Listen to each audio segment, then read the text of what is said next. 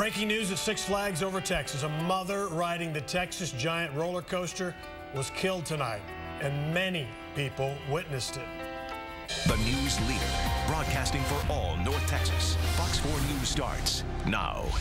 Hello, everyone. I'm Heather Hayes. And I'm Steve Eager. It's 9 o'clock. The accident happened about 7 o'clock tonight when the woman somehow fell off of the roller coaster, out of the coaster car. Sky 4 over the park right now. The Texas Giant ride is shut down, but other rides are still running at the park tonight. Fox 4's Calvert Collins joining us from Six Flags. All right, I know it's early, Calvert, but any idea based on witnesses and the people you've talked to how this happened? Well, we've heard some witness accounts, but again, they were people on the ride, so it's hard to know. You know, things happen so fast. None of that is being confirmed or verified by Arlington police or any investigators here at Six Flags, so we're still waiting on some more official confirmation of how this horrible event happened.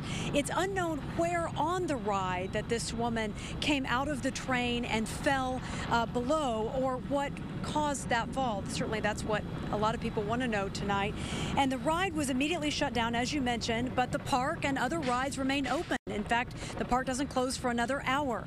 Six Flags over Texas medical staff, paramedics, and firefighters immediately arrived on the scene.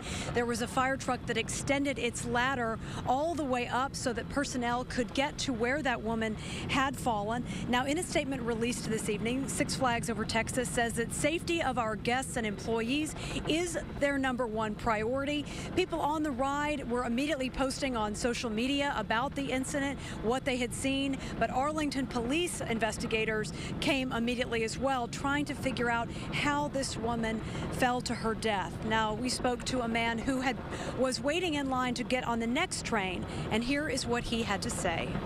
We were either on the train in front of or behind where the person had fallen out, and we were stuck at the end where you unload, and the security came and told us what happened, told us, you know, just sit tight, you know, we'd probably be sitting there for a while.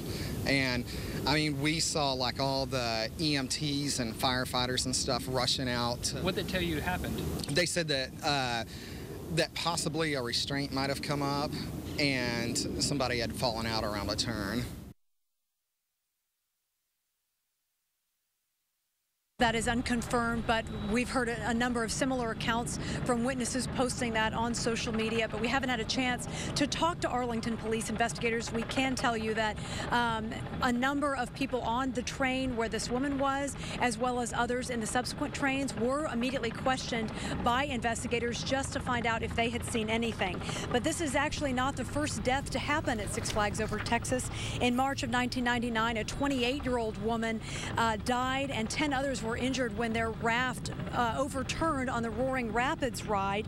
And then in March of 2006, 10 other people were injured on the Texas tornado when their swings hit each other, but no deaths then. So this is certainly a terrible night, not only for this amusement park and all the staff and folks on the ground here, but for so many people who just came to enjoy this lovely summer night with their families. But a horrible end, and hopefully we'll know a little bit more from investigators as they get to the Texas Giant, talk to some more of those folks, look at some of the cameras on the roller coaster, and have some more answers for us, Steve.